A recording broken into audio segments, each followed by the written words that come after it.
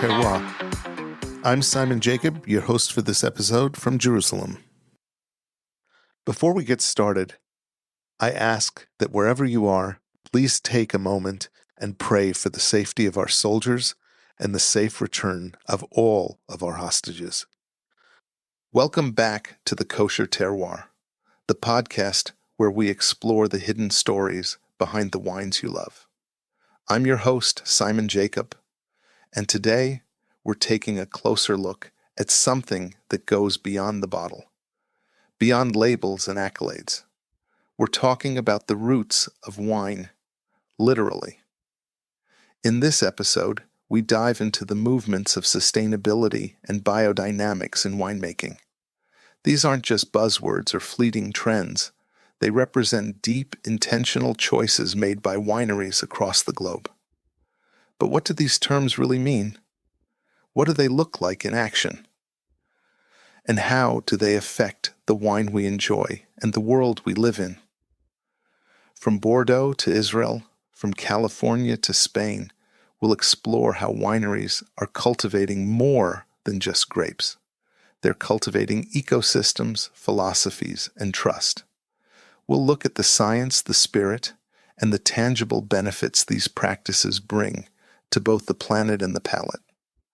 So pour yourself a glass, settle in, and let's journey together into the heart of sustainability and biodynamics in the world of wine. Let's start by unpacking two big terms, sustainability and biodynamics. They often get used interchangeably, but they are distinct, though sometimes complementary.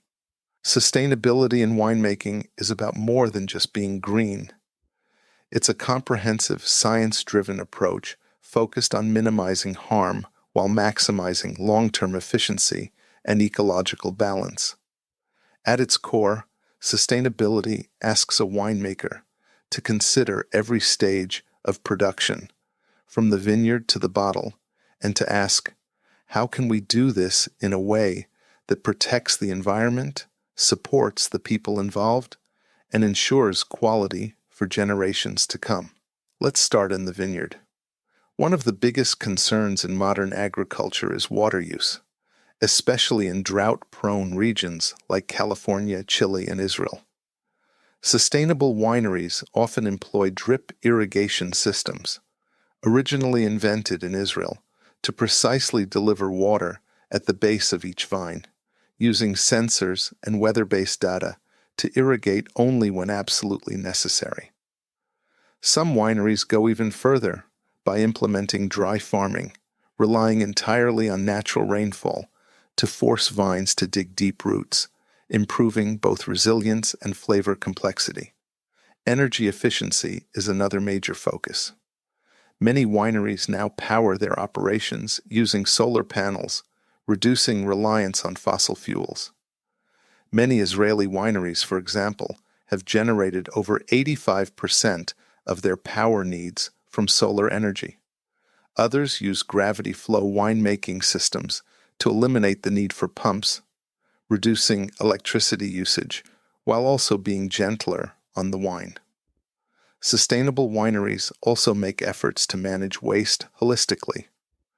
Rather than sending grape skins and seeds to landfills, they compost and reuse it as organic matter to enrich vineyard soil.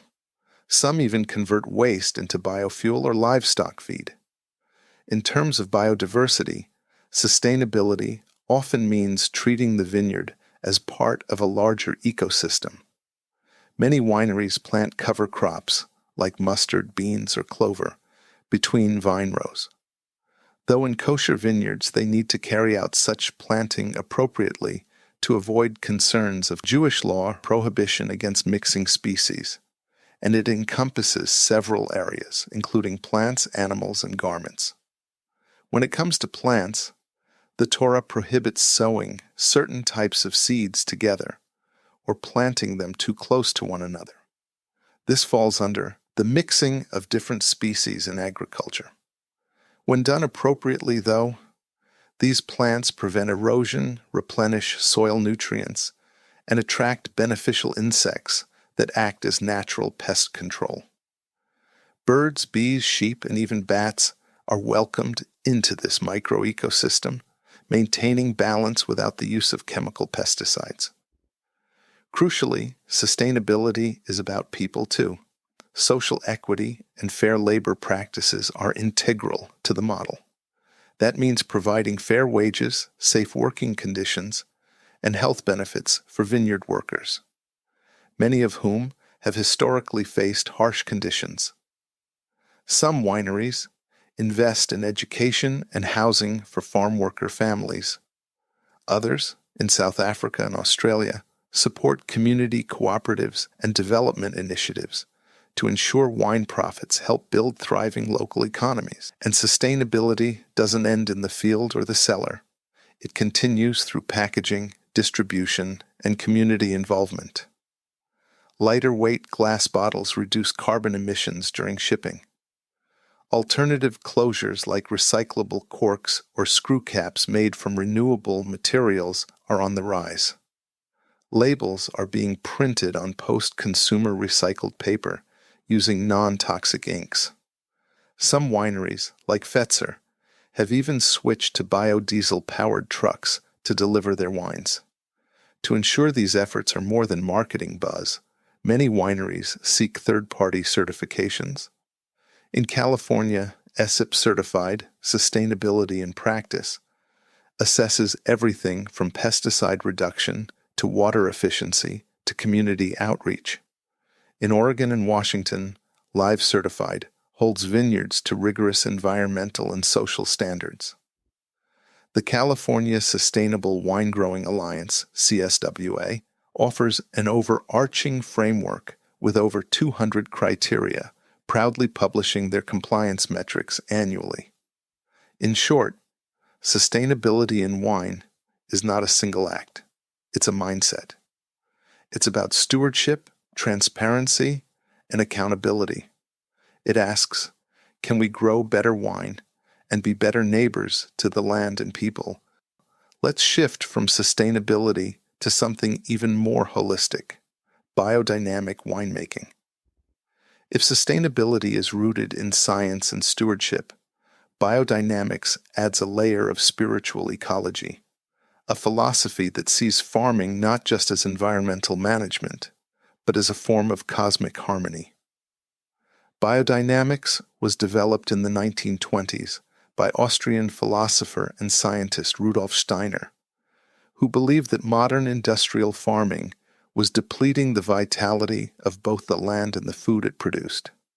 In a series of lectures given to European farmers, he laid out a new approach to agriculture, one that treated farms as self-sustaining, living organisms, integrated with the rhythms of the earth, moon, and stars.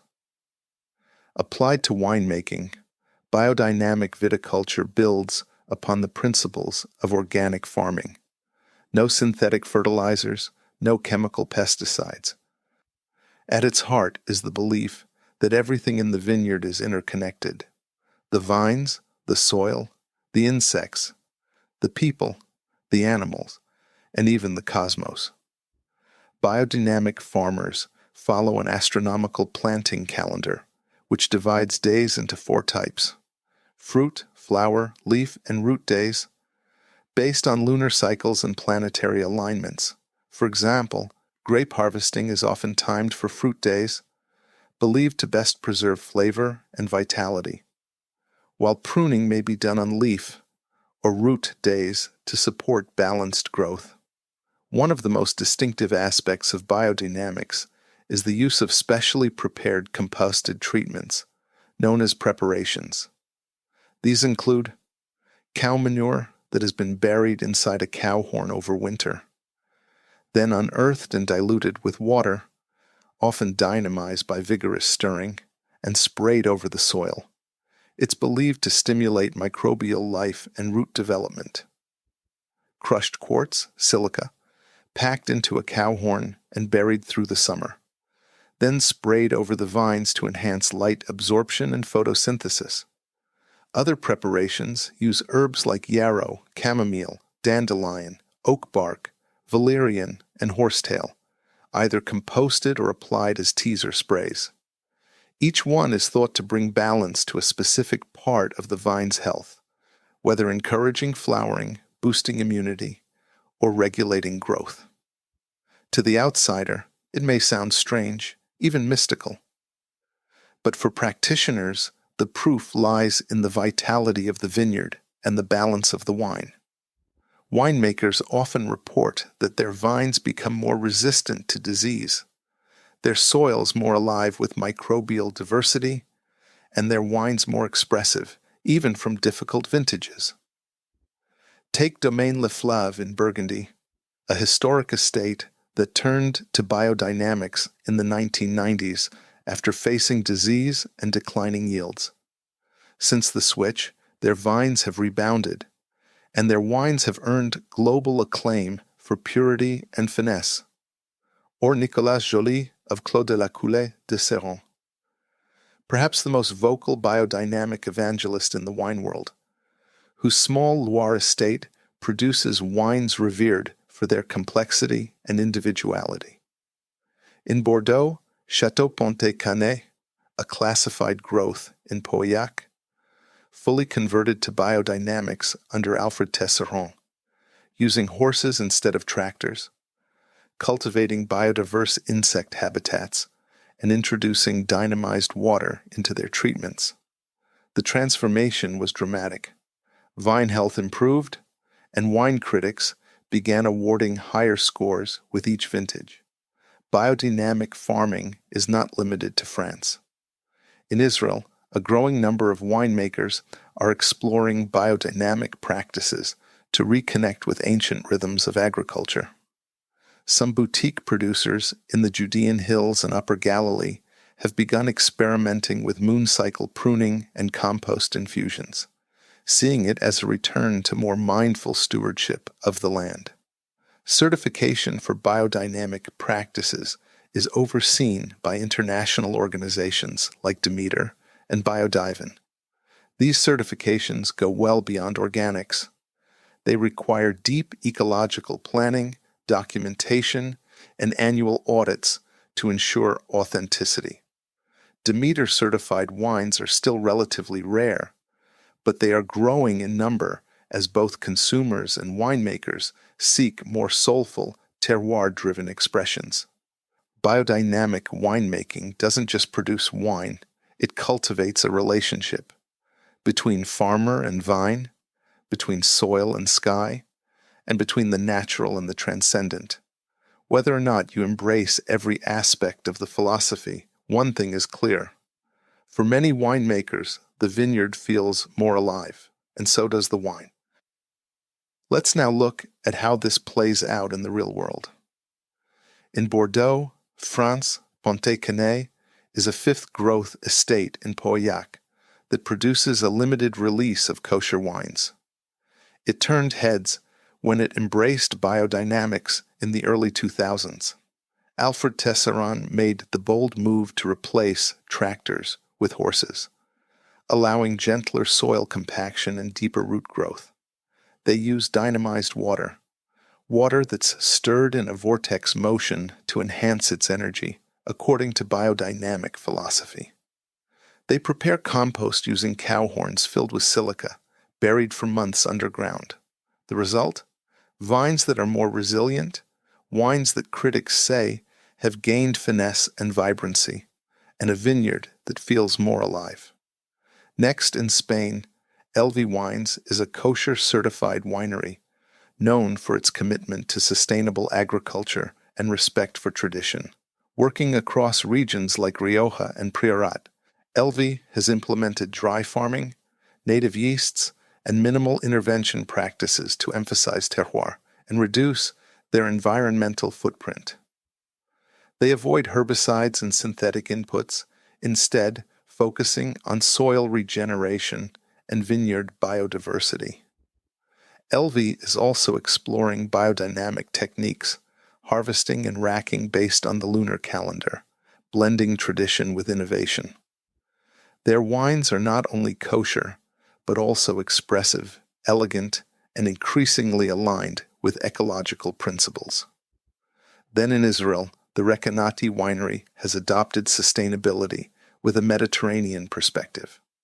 Facing water scarcity, they use drought-resistant rootstocks and native varieties like Marawi and Bituni, focusing on minimal intervention and smart irrigation in the vineyards, and investment in local ecosystems to direct their approach to winemaking.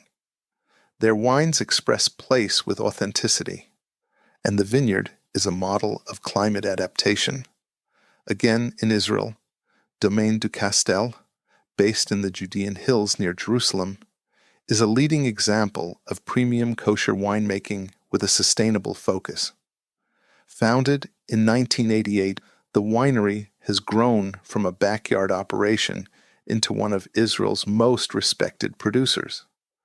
While not officially biodynamic, Castel emphasizes harmony with the land, minimal intervention, and environmentally conscious vineyard management. Their relocation in 2015 to a modern facility in Yad Hashmona allowed for even more efficient and sustainable production, allowing for the replacement of much of the electrical pumping-based transfers of product, using gravity to facilitate their transfer. Castel's wines, including the iconic Grand Vin and C. Blanc du Castel, have earned global acclaim for their balance, elegance, and sense of place. Why take this path?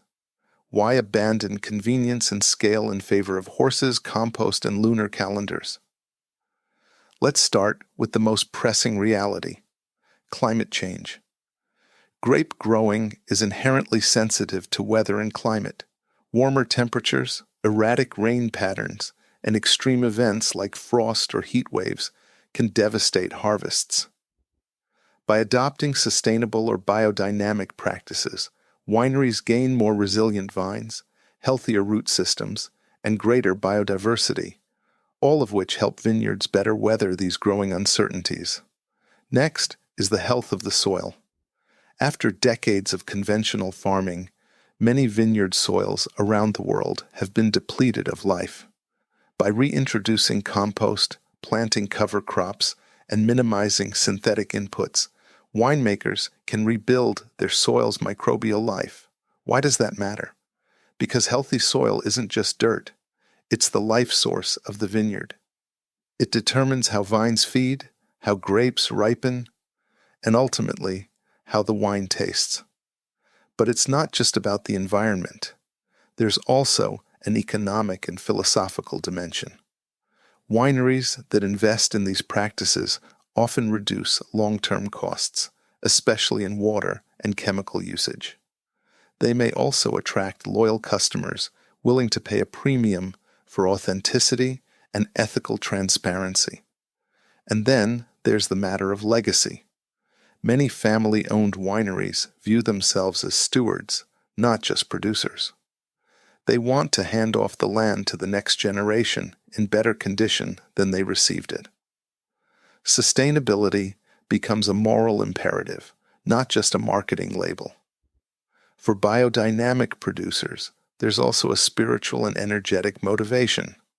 Some speak of creating harmony between the vineyard and the cosmos. They see winemaking not just as agriculture, but as art and healing. This may sound poetic, but to many who walk their vineyards and taste their wines, it also feels profoundly real. So whether it starts from a spreadsheet, a soil test, or a sense of sacred duty, the motivations are deeply rooted. These winemakers aren't just growing grapes. They're cultivating a vision. Here are some quotes from winemakers about sustainability. Eli Ben Zaken, Founder, Domaine du Castel, Israel. We don't just make wine, we take responsibility for the land. If we harm the soil, we harm the soul of our wine.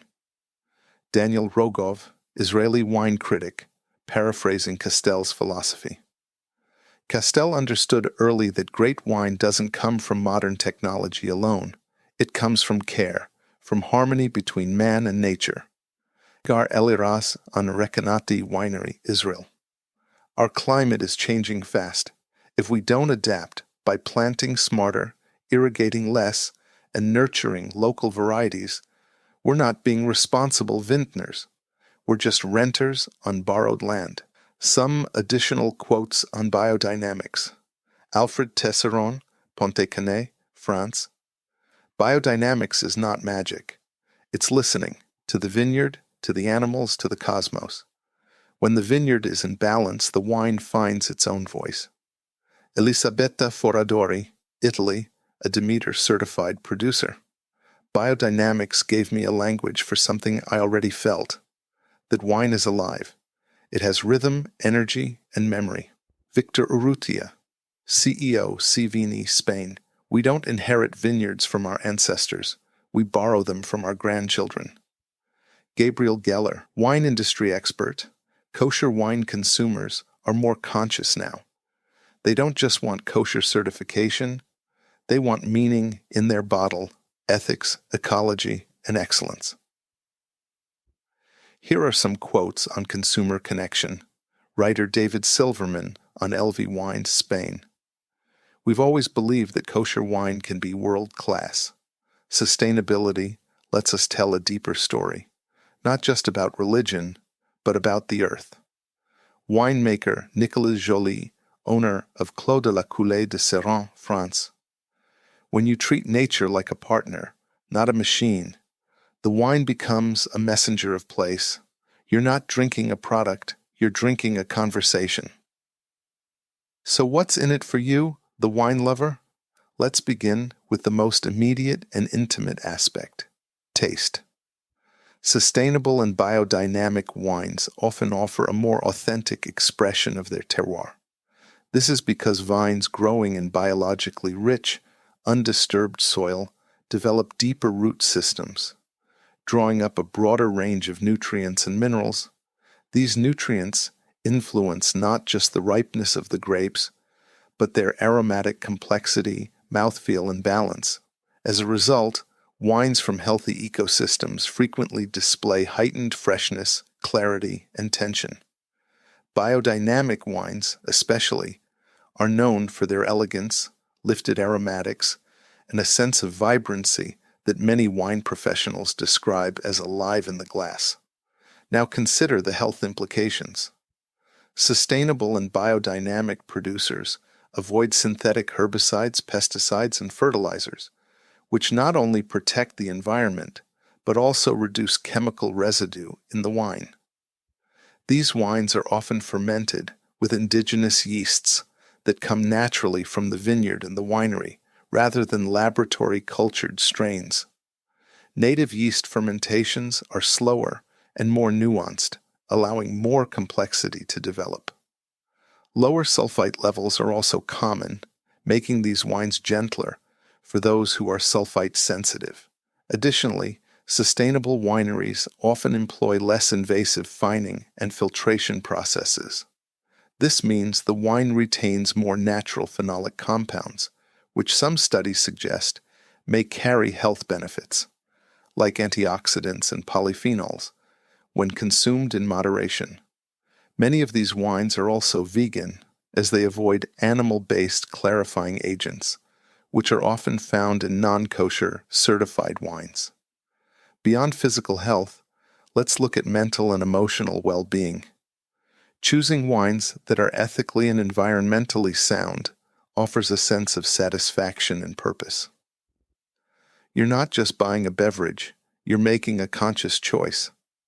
Supporting sustainable viticulture affirms your values: environmental stewardship, respect for nature, and social responsibility.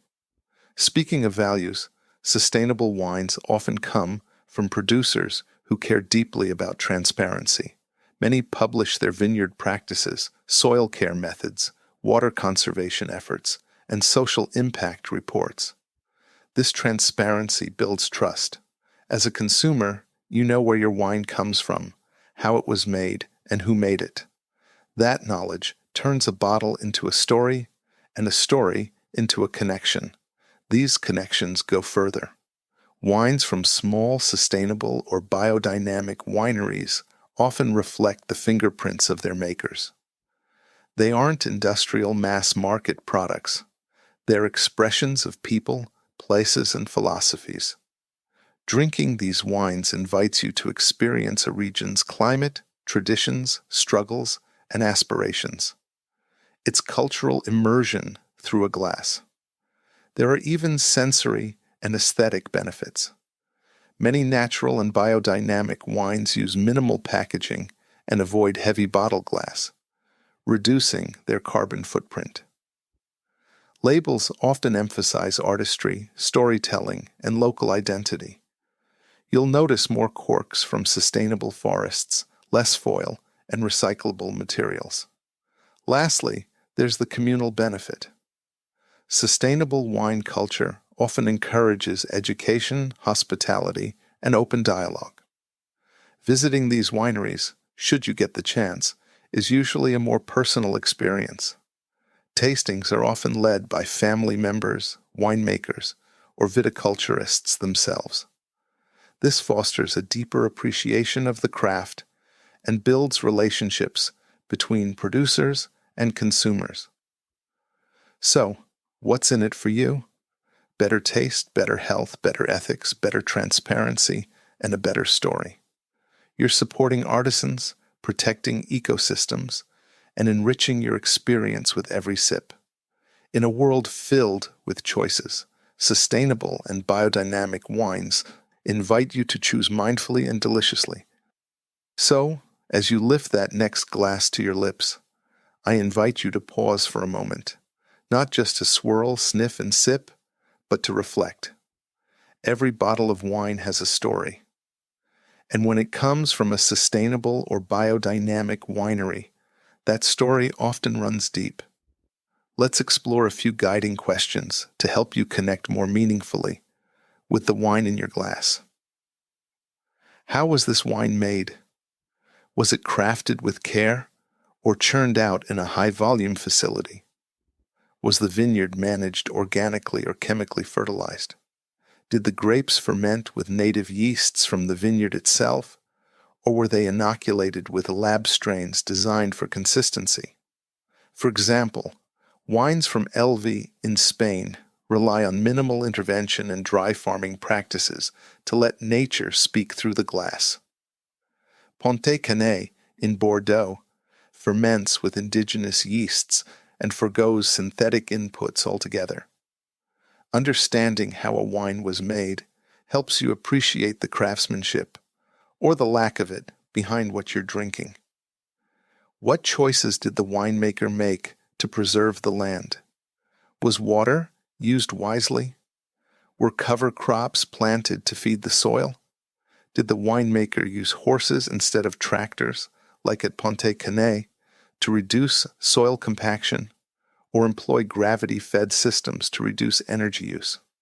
In Israel, Recanati has embraced drought-resistant rootstocks and native grape varieties like Marawi and Bituni, not just to honor heritage, but to reduce environmental strain in an arid climate. Castel, nestled in the Judean hills, works with nature, not against it, to allow their vineyards to thrive for generations to come. Asking this question reminds us that a good wine should come from a healthy vineyard, and that a healthy vineyard is a gift from intentional choices. Can I taste the place, the vintage, the care in the vineyard? This is the heart of terroir, the idea that wine can reflect the soil, climate, and culture of its origin. Can you taste the minerality from a limestone hillside?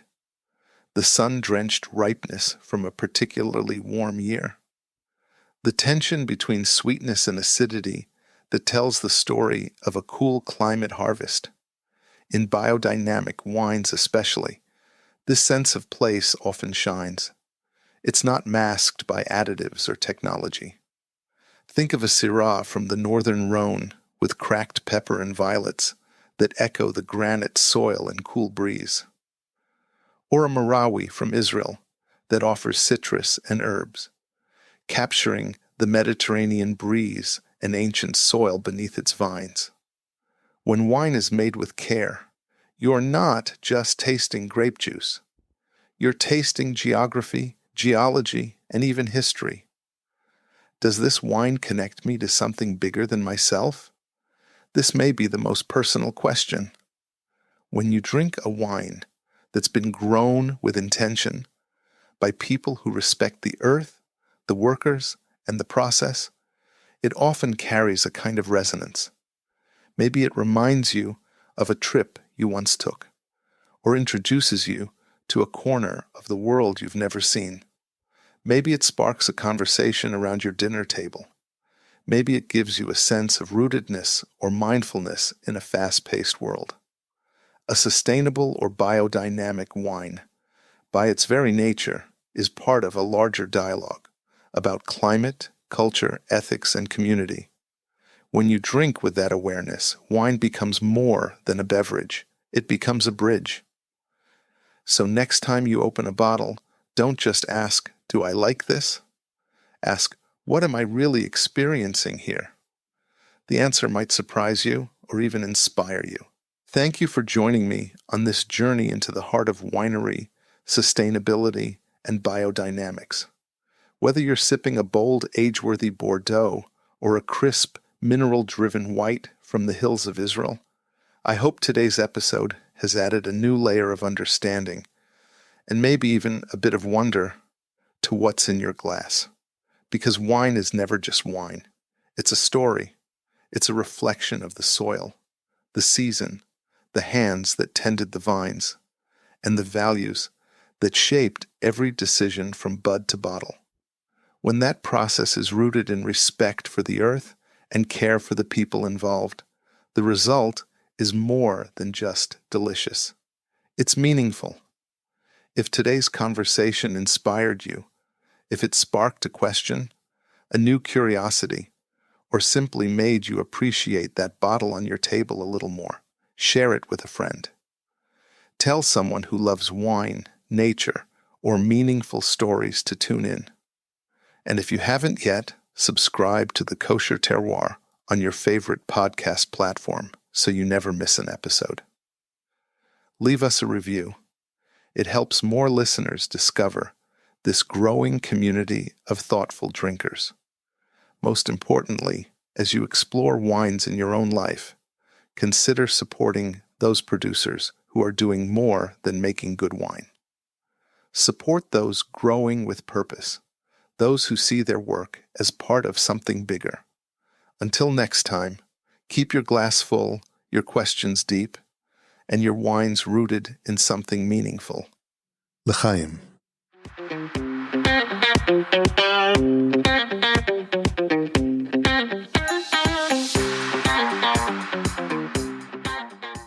This is Simon Jacob again, your host of today's episode of the Kosher Terroir.